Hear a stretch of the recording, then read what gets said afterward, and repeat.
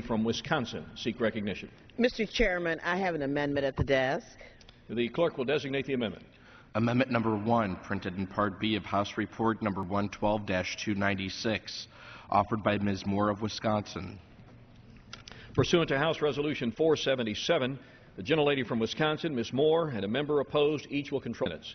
The chair recognizes the gentlelady from Wisconsin. And thank you so much, Mr. Chair. I rise today to offer an amendment to H.R. 3010, and my amendment is quite simple. It would ensure that an executive agency takes into account the needs of our nation's most vulnerable, at-risk subpopulations, including veterans, low-income individuals, and the elderly, when considering new action. This so-called Regulatory Accountability Act would undermine at least 25 health and safety rules that would have a disparate impact on these subpopulations. You know, the authors of this bill continue this sideshow by bringing bill after bill to this House floor, claiming that they will create jobs by limiting the size and scope and reach of government and repealing regulations that help and protect millions of Americans, balancing profit over people. Like magicians, they try to convince the American public with a sleight of hand and deception that the cost to industry far outweighs the cost of health and safety protections. Once we get past all the flashing lights, smoke, and glitter, we see that this bill, like others that we're considering today, is just no different, Mr. Chair.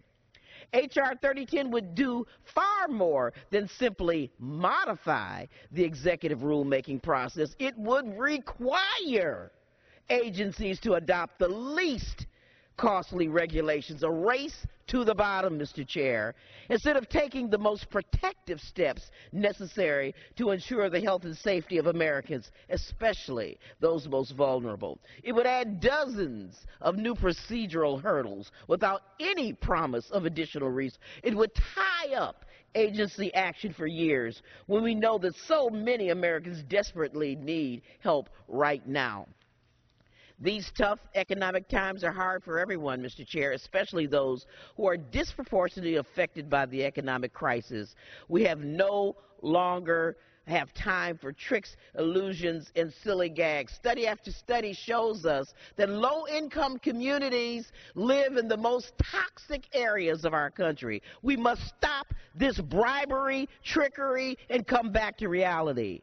We must agree that it is good policy for executive agencies to consider our nation's veterans, who, according to the Bureau of Labor Statistics, face an 11.7% unemployment rate, substantially higher than the national average. We must consider the disproportionately damaging health effects that air pollutants have on low-income communities that can't afford to move to wealthier areas, as the EPA considers implementing provisions in the Bipartisan Clean Air Act.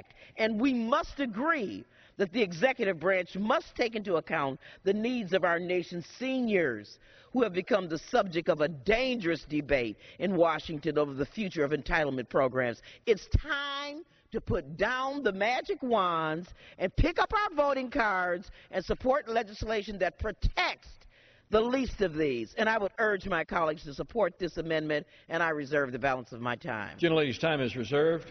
For what purpose does the gentleman from Texas rise? Mr. Chairman, I oppose the amendment. Gentleman is recognized for 5 minutes. Mr. Chairman, I'm prepared to close, so I'll reserve the balance of my time. Gentleman reserved. Gentlelady from Wisconsin.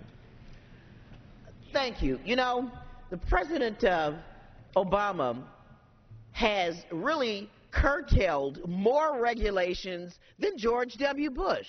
So it is really mistaken that this president has not taken into account the needs of industry.